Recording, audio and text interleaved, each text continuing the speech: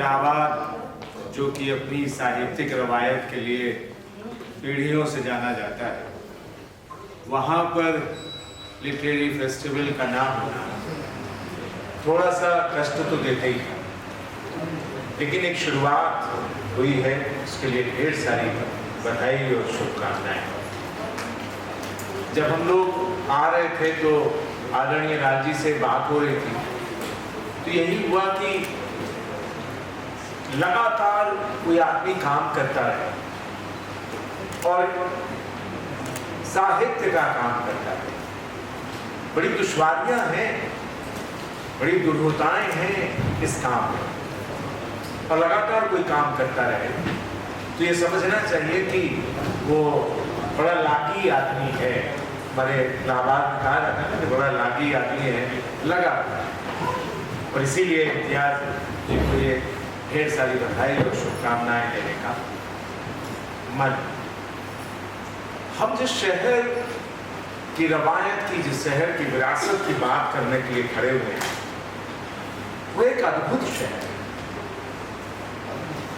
इसका धार्मिक महत्व तो है ही है, पौराणिक महत्व तो है ही है, लेकिन इसकी तहजीब, इसकी कण कण में जो बसा हुआ साहित्य, जो बसी हुई संस्कृति है ना, उसको कोई यूं ही नहीं समझ सकता। जो लोग इसे जीते हैं वो अपनी रगों में जीते हैं, और जब हमारी रगों में कोई शहर बसने लगता है ना, तो वो अनायास ही कंपन पैदा करता है जब उसकी बात करने के लिए आपसे कह दिया जाए। दरअसल इस शहर को बनाने वाले ढेर सारे ऋषि मुनि रहे, ढेर सारे साहित्यकार रहे, ढेर सारे पत्रकार रहे, आजादी के दीवाने रहे, और ढेर सारे अपनी संस्कृति को लगातार आगे बढ़ाने वाले भी रहे। उनका कोई नाम नहीं है, लेकिन हर मोहल्ले में, पुराने मोहल्ले में मिल जाया करते हैं। अब आप कहें अगर कि ऋषि मुनि, तो यहाँ पर आप देखें कि ऐसे ऋषि मुनि की जिनकी हमने बड़ी मूर्तियां भी लगा दी, भारद्वाज ऋषि मुनि आप, या फिर ऐसी परंपरा के ढेर सारे ऋषि मुनि। हम वो शहर के लोग हैं जो कुंभ भी कराते हैं, हम करोड़ों लोगों को अपने भीतर समा लेने की ताकत रखते हैं। यूं ही थोड़ी ना है कि लाखों करोड़ों लोग चले आते हैं शहर के लोग, कहते बिना निमंत्रण के चले आते हैं, खींचे चले आते हैं। ये गंगा है, ये जमुना है, ये यहाँ की तहजीब है जो लोगों को खींच लेती है, और हम हैं प्रयाग वाले, इलाहाबाद वाले की बाहें फैला लेते हैं, आओ यार समा जाओ इसमें। करोड़ों लोग समा गए, सरकार भी अचंभित है, कितना लोग इलाहाबाद से होकर गुजर गया। क्या लोग, अद्भुत शहर। आप देखिए इसकी बनावट और बजावट में जब हम विरासत की बात करते हैं ना, तो कहाँ से मिलती है। जब हम देखें कि साहित्य की दुनिया में ढेर सारे नाम हमारे मेयर साहब ने लिए कि कैसे हमारी साहित्य की विरासत बनती हुई चली आ रही है, वो वाल्मीकि से लेकर, तुलसीदास से लेकर, और फिर नरावा से लेकर, यहाँ अकबर इलाहाबादी, जो ठेठ इलाहाबादी में तुम्हारे होंगे तुम्हारे अफसर लंगूर, हमसे क्या मतलब है। ये कहने वाला, तो मुकाबिलों का अखबार निकालो, ये कहने वाला आदमी, ये कहने की ताकत रखने वाला आदमी यहीं पैदा हो सकता है, या फिर अबे सुनबे गुलाब कहने वाला निराला। वो बचपन में लगा इकरार रहा है, अगर गुलाब किसी के, वो कहने जाए कि हम नेहरू के खिलाफ हैं, वो जाकर लड़ जाते हैं महात्मा गांधी से। वो अक्खड़ शहर, वो फक्कड़ शहर, वो अलमस्त शहर, या अक्कड़ी, फक्कड़ी और अलमस्ती, तीनों चीजें अगर कहीं मिलती हैं तो वो प्रयाग में मिलती हैं, और कहीं नहीं मिलती। बंबई वाले या कहीं से जो लोग आए बुरा नहीं मानेंगे, वहां नहीं मिलेगी।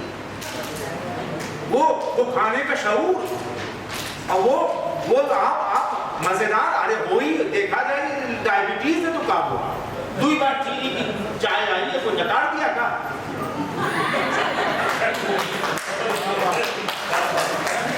यही है अलमस्ती। नहीं, हम तो नहीं पिएंगे, बिना फीकी बनी है क्या।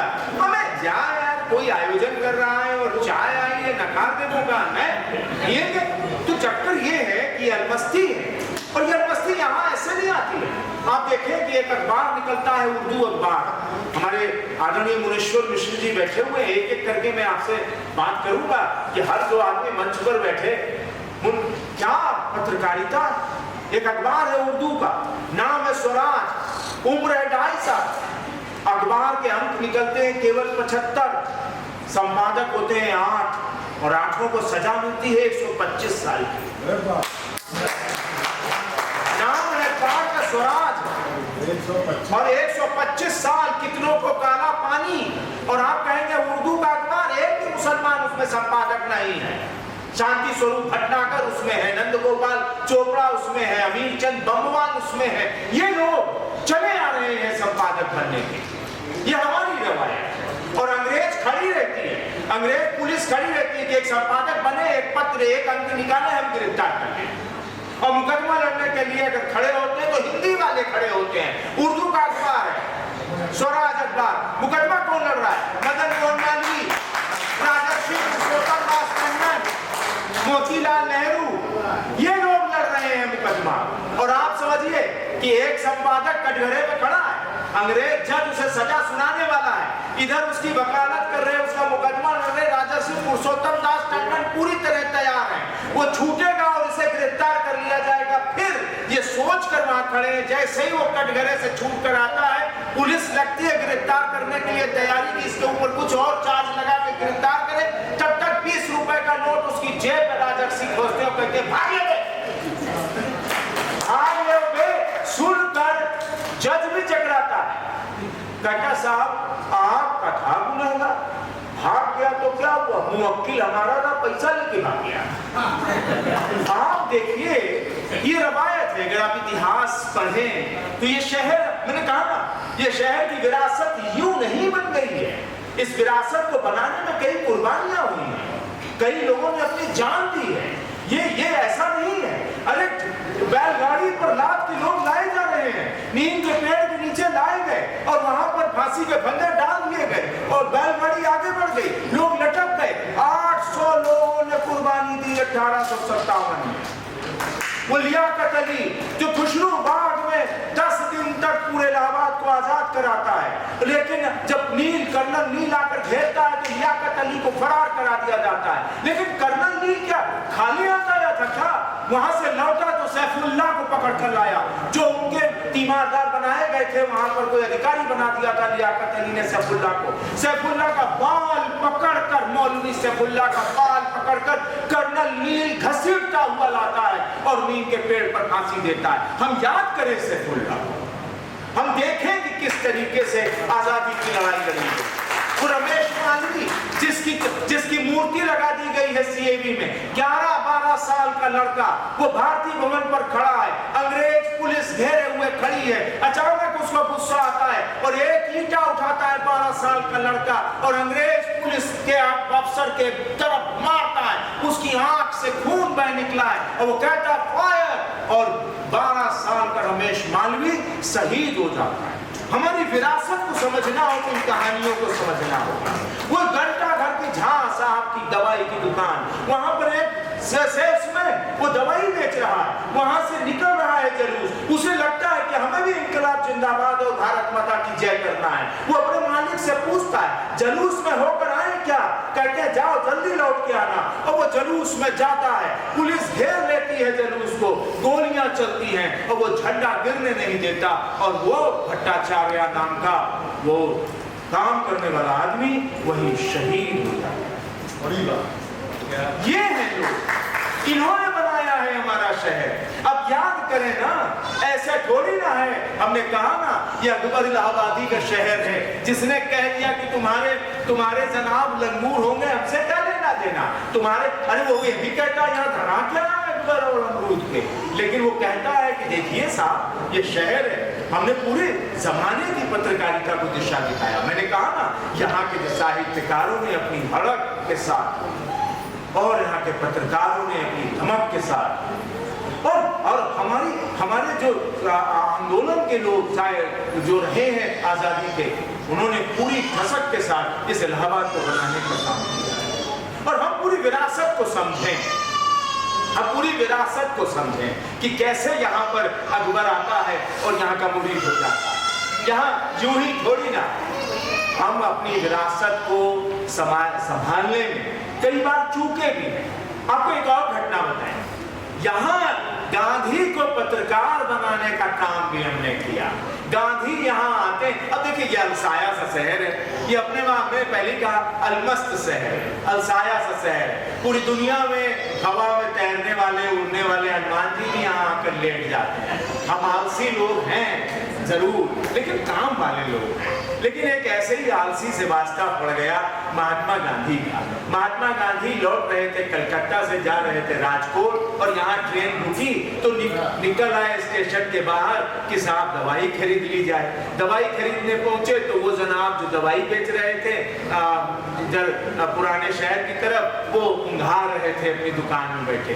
3 बार आवाज लगाई कि भैया ये दवाई दे दो। गांधी जी की आवाज सुना, फिर उठा, अंगड़ाई लिया, कौन सी दवाई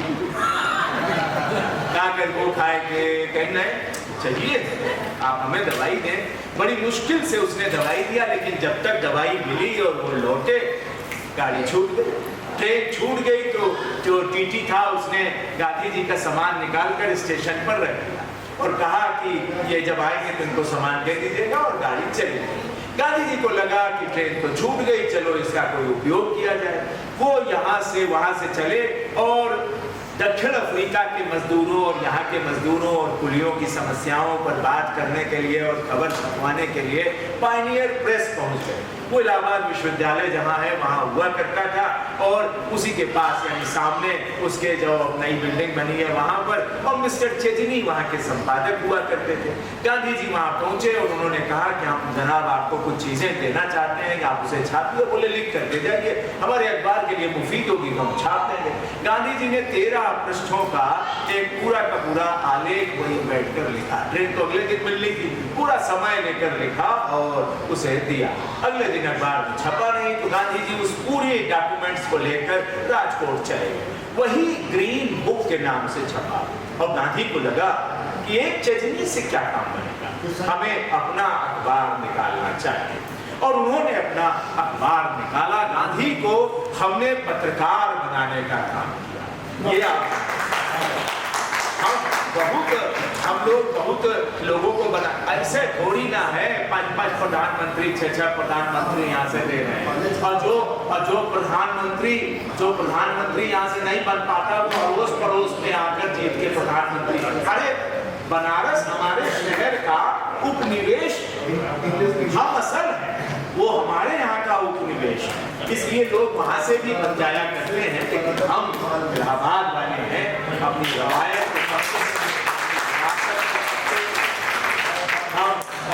हम अपने रगों में अपने शहर को लेकर घूमते हैं।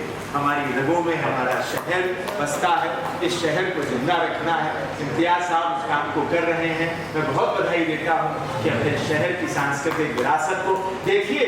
दो चीज, सांस्कृतिक विरासत कहा तो फिर याद आया, ये शहर 56 चोरी इलाहाबादी का शहर, जानकी बाई का शहर, 56 घाव लिए थे। क्या गाया, जो चौड़े से हर मंच पर कहती थी। जानकी बाई अपना नाम नहीं लेती थी, वो कहती थी मैं 56 चोरी इलाहाबादी। ऐसा कहने वाले लोगों का शहर है ये शहर, हरिप्रसाद चौरसिया का शहर है। आप देखें ना कि अपने आप को लोग नथिया मानने का जो दावा करते हैं, ये उनका शहर है। हमने बहुत सारे संगीत की दुनिया में, हमने बहुत सारी साहित्य की दुनिया में, हमने बहुत सारे लोग पत्रकारिता की दुनिया में, राजनीति की दुनिया में, एक शहर इतने फर्क लेकर चलता हो, ये बहुत कम मिलता है। आप इसको समझें, ये हमारे आसपास ये इलाका ही है जो हमारा है, वो इसी तरीके का इलाका है। हम इस इलाके को जिंदाबाद करें, ये इलाका है जिंदगी को जिंदाबाद करने का। इम्तियाज भाई को बहुत बधाई कि वे जिंदगी जिंदाबाद करने का ये काम कर रहे हैं। बहुत बहुत धन्यवाद।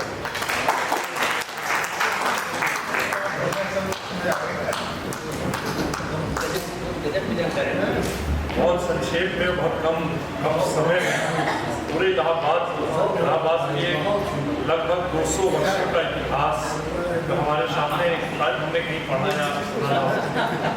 इस तरीके से आपने सर इलाहाबाद को आपने परिभाषित किया है कि मतलब आप समझ लीजिए कि रूप कुछ हो गई, जिसे कह सकते हैं इलाहाबाद की भाषा में। इलाहाबाद है क्या सर?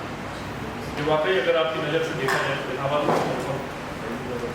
बहुत बहुत आभार सर आपका, और हमेशा गुफ्तगू परिवार को, गुफ्तगू टीम को आपका सहयोग मिलता रहा है, हमेशा इसी तरह आपका स्नेह और आशीर्वाद मिलता रहेगा। मैं इस सिलसिले को आगे बढ़ाता हूँ। अगले वक्ता का आवाज़ देने से पहले एक युवा जब अपने घर से निकलता है देश प्रेम, राष्ट्र हित को सर्वोपरि रखकर, तो उसे ज़रूरत होती है किसी भी एक पार्टी की, और पार्टी गौड़ होती है, राष्ट्र हित सर्वोपरि होता है। जब वो निकलता है तो अपने आप को समर्पित करता है। हमारे प्रयागराज की इस धरती से ऐसा ही एक नौजवान युवा जो राष्ट्र प्रेम में डूबा हुआ अपने आप को समर्पित करके निकला है, मेरी मुराद यथांश महारानी जी से। मैं चाहता हूँ कि मंच से और गुफ्तगू परिवार से, और आज गुफ्तगू के इस 24 वर्ष के सफर पूरे होने पर मंच पर उपस्थित जितने भी अतिथिगण, आप इन्हें अंगवस्त्रम और सम्मान देकर सम्मानित करेंगे। तो शायद ये हमारे गुफ्तगू का सम्मान होगा। यथांश महारानी जी से अनुरोध है कि कृपया आए, और मैं ये 4 पंक्तियाँ आपके लिए पढ़ता हूँ कि वो ख्वाबों को सजाना चाहता है, वो ख्वाबों को सजाना चाहता है, खुशी से गम उठाना चाहता है, बड़े खुलूस से चुपता है आपके कदमों में, दिलों में घर बसाना चाहता है। और अगले वक्ता के बीच में अब मैं हमारे आज के इस कार्यक्रम के मुख्य अतिथि आदरणीय लाल जी शुभ, जो पूर्व पुलिस महानिरीक्षक रहे हैं, हमारी गुफ्तगू के विशेष सहयोगी रहे, उनसे अनुरोध करता हूँ कि आए और अपने आप से बच्चों से हमें समाज